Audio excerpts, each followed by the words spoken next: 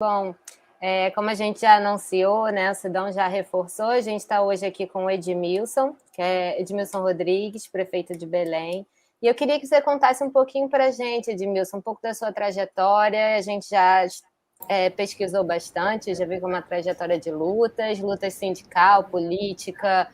enfim, também falar um pouquinho do seu perfil como pesquisador, como educador, como parlamentar, 3 vezes três vezes prefeito de Belém. Contar para a gente um pouquinho como foi essa trajetória e dessa sua vontade, o que te leva, o que te move para terceiro mandato em Belém. Poxa, primeiro, muito obrigado pela oportunidade de participar do Diálogos e ter o privilégio de conversar com o Sidão, contigo, Monique, né? E outros momentos, certamente, estaremos juntos. Eu quero até aproveitar que estou aqui ao lado do Luiz Arnaldo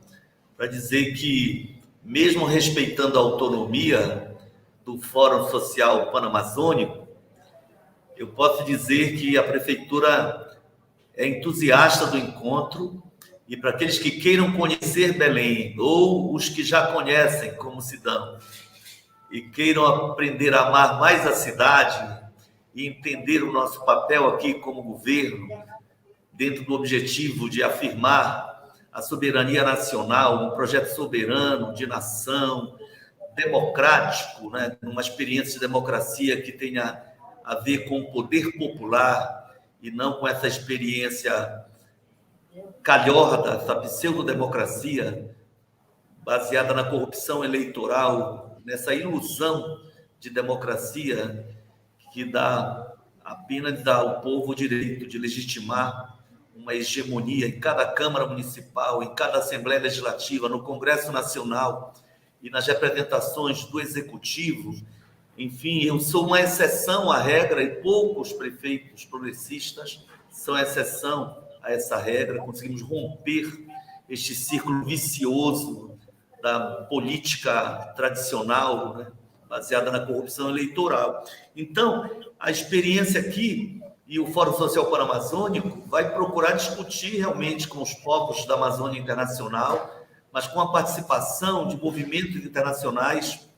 do mundo inteiro. Por exemplo, a Internacional Progressista esteve recentemente e deve participar.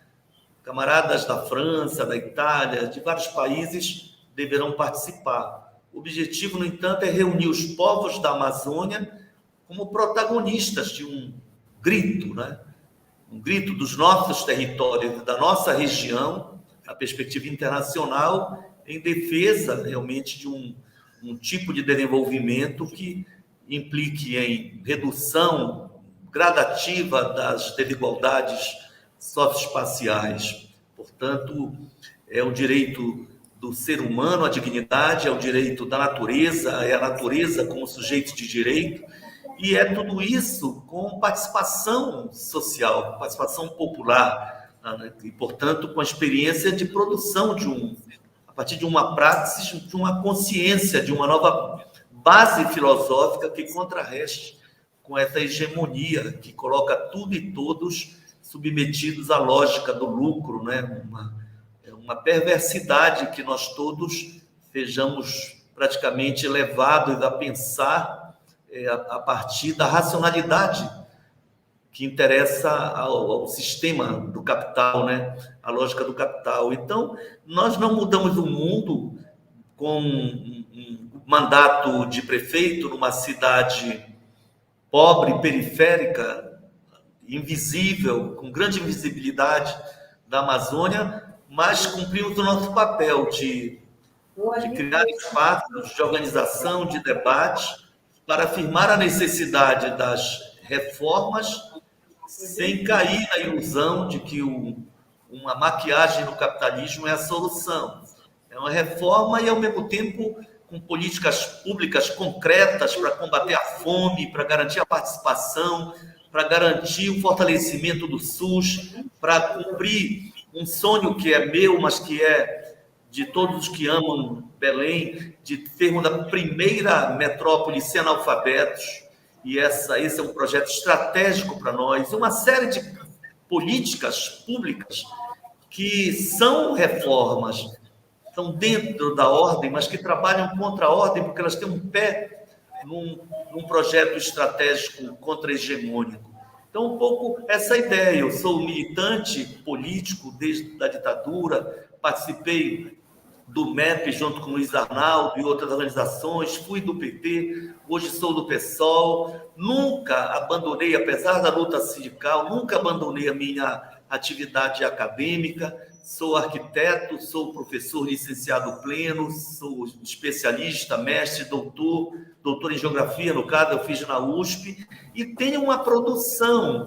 sem nenhuma pretensão de ser inovador, mas tenho uma produção acadêmica que procura entender a Amazônia, entender a dinâmica do território brasileiro, né? E criar as condições para que todos tenham acesso a um tipo de produção que, em sendo científica, rompe com o cientificismo, rompe com o academicismo, né? E tenta criar uma linguagem para que temas complexos, problemas complexos, como é a produção de um projeto de futuro para o Brasil e para a humanidade, possam ser enfrentados de forma simples, né? Então, de um modo geral, são esses os objetivos, os princípios, né? E a forma que a gente tenta construir aqui de governar por dentro da ordem, mas trabalhando contra a ordem e, naturalmente, fazendo todas as mediações necessárias para que o governo não seja uma arapuca, que não seja como diria o Florestan Fernandes, né? O risco da esquerda governar é o risco de, nos municípios, principalmente, e não tendo o poder que um banco central tem, não tendo o poder de criar moedas, né, de produzir, de expedir títulos da dívida pública, de produzir um déficit para investir em infraestrutura, em melhoria da qualidade do serviço público, em criar novas políticas, em criar rendas básicas, do auxílio de emergenciais quando necessário, como foi na pandemia, o município acaba se limitando a reformas muito limitadas, e isso vira uma arapuca para quem esteja no governo. Nós tivemos 2 experiências, eu estou no meu 8º mandato, fui 3 vezes deputado estadual, 2 vezes federal, e agora no terceiro mandato de prefeito. O desafio é enorme de não deixar que o governo caia nessa cultura da política tradicional, e esse é um desafio permanente de motivar as pessoas, de buscar que a ação seja integrada, que todos consigam perceber as transversalidades da questão das relações, da solidariedade internacional. Não é tarefa apenas do Luiz Arnaldo, que coordena a área, como o direito à saúde pública é obrigação da Secretaria de Saúde, mas ela tem que ser vista como um direito e um bem social que todos os secretários e todo o governo tem que estar empenhado. Enfim, é um pouco a nossa referência, a minha referência em particular, com todas as críticas que eu possa ter à Revolução Cubana, mas a minha não tem digamos, experiência perfeita na sociedade humana,